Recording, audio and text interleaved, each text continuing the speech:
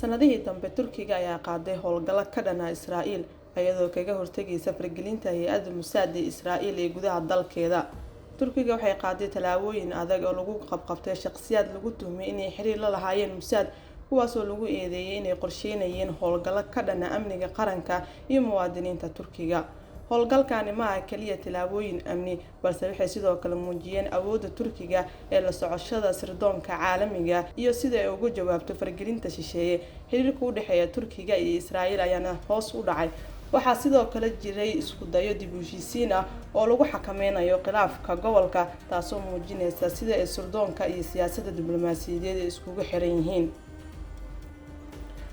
waa idin salaam saaxiibayaal, magacaygu waa Xaliimo Daawud. inta gudaha u galin warbixinteena maanta waxaan ka codsanayaa inaad subscribe ii dhahdo channelka, laagtana ii saarto.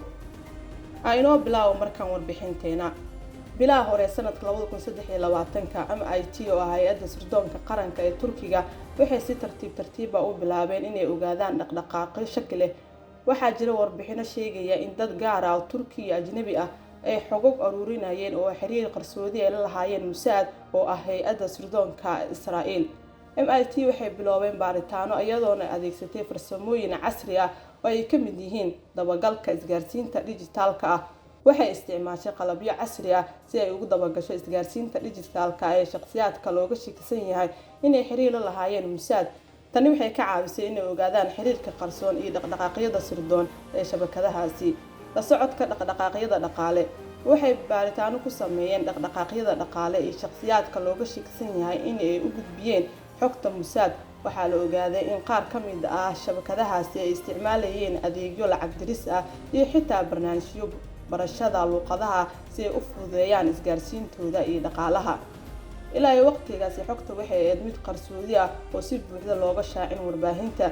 Kadib markii dagaalkii Gaza uu qarxay 7 Oktoobar 2023, xiriirka Turkiga iyo Israa'iil aad ayuu u xumaaday. Madaxda Israa'iil waxay ku hanjabeen inay dabagalayaan xubno Xamaas ah oo ku sugan dalalka dariska ee ka mid tahay Turkiga. Tani waxay ku qasabtay MIT inay si rasmi ah u kordhiso howlgallada gudaha iyadoo diiradda saaraysa in Mossad aysan ka sameynin Turkiga shabakado xoogan. Waxaa jira warar sheegaya in kooxaha qarsoodi ah oo u dhow Mossad ay isku dayeen inay raad raacaan Falastiiniyiinta iyo hogaamiye kooxeedyada siyaasadeed ee ku sugan Istanbul iyo Ankara. November isla sanadkaasi MIT waxay ku dhawaaqday inay bilaabeen howlgal raad raaca oo ka dhan ah shabakada looga shakisan yahay Mossad.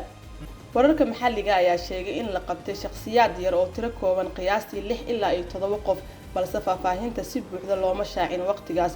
Waxaa la ogaaday in kooxdan ay adeegsanayeen barnaamijyo barashada luqadda iyo adeegyo lacag diris ah si ay xiriir ula sameystaan Mossad.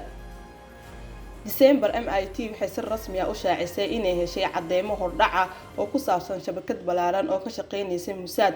Waxaa la sheegay in xogtooda la aruuriyay muddadaasi, balse MIT waxay go'aansatay inaan si degdeg ah loo qaban si loo sii dabagalo shabakadaha kale. Bishii koowaad 2024, ciidamada ammaanka ee Turkiga waxay qabteen 33 qof oo looga shakisan yahay inay xog u gudbinayeen sirdoonka Israa'iil ee Mossad. Howlgalkaasi waxaa laga sameeyay magaalada Istanbul iyo magaalooyin kale, waxaana lagu eedeeyay inay qorsheynayeen howlgallo ay ka mid yihiin raadinta, weerarka iyo afduubka dadka ay u arkaan inay khatar ku yihiin danaha Israa'iil. Aruurinta xogta caafimaad ee la xiriirta bukaanada Falastiiniyiinta ah. Qaar ka mid ah dadka la qabtay waxaa lagu eedeeyay in ay dabagalayeen Falastiiniyiinta iyo Suuriyaanka ku nool Turkiga, kuwaasoo Israa'iil u aragtay inay yihiin bartilmaameedyo muhiim ah. Howlgalkan ayaana kusoo beegmay xilli xiisad siyaasadeed ee u dhaxaysa Turkiga iyo Israa'iil ay ka dhalatay dagaalkii Gaza ee bishii Oktoobar 2023 iyo hadallada madaxda Israa'iil ee ku saabsan inay baadigoobayaan xubno Xamaas ah ee ku sugan dalalka dariska ah ee ka mid tahay Turkiga.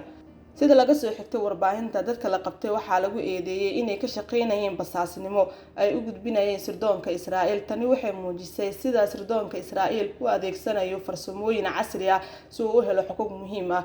Waxaa xusid mudan in bishii labaad ee 2024 sidoo kale la qabtay 7 qof looga shakisan yahay inay xog u gudbinayeen Mossad, kuwaasoo lagu eedeeyay inay ururinayeen xog ku saabsan shakhsiyaadka iyo shirkadaha ku sugan Turkiga.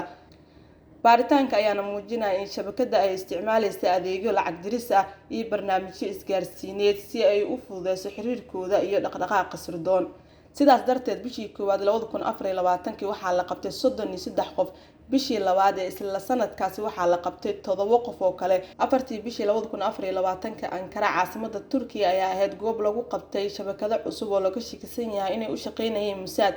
kooxdan waxay ka koobneed 7 ilaa 8 qof oo iskugu jira muwaadiniin Turkiya iyo ajnabi. waxaa sidoo kale la baaray xiriirka shabakadani ay la lahaayeen shakhsiyaadka dibadda iyo isku xirka Mossad. horaantii sanadka aan ku jirno ee 2025 howlgallada MIT ayaa noqday kuwo aad u xoog badan iyadoo diiradda la saaray ka hortagga khataraha cusub ee ka imaanaya Mossad. MIT waxay shaacisay inay burburiyeen shabakad 46 qof oo muddo bilal ay daba socotay. shabakadan waxa ay ku jiray dad ka soo jeeda dalal kala duwan. waxaa lagu eedeeyay inay xog ku saabsan ganacsatada iyo ururada bulshada u gudbinayeen Mossad. warbixin rasmi ah ayaa lagu sheegay in MIT ay si buuxda u burburisay shabakad kale oo isku dayeysay inay ku dhex milmaan bulshada maxalliga si ay xog ugu helaan, waxaana lagu xukumay qaar ka mid ah maxkamadda Turkiga halka kuwa kalena wali baaritaano ay ku socdaan. MIT waxay soo bandhigtay in howlgallada ka dhana Mossad ay ahaayeen kuwo ugu ballaaran ee ka dhacay Turkiga. howlgallada Turkiga ee ka dhanka Mossad waxay muujiyeen dadaal joogto ah ee MIT ay ku difaacayso amniga gudaha iyo ilaalinta muwaadiniinta iyo dadka ajaanibta ah ee ku nool dalkooda.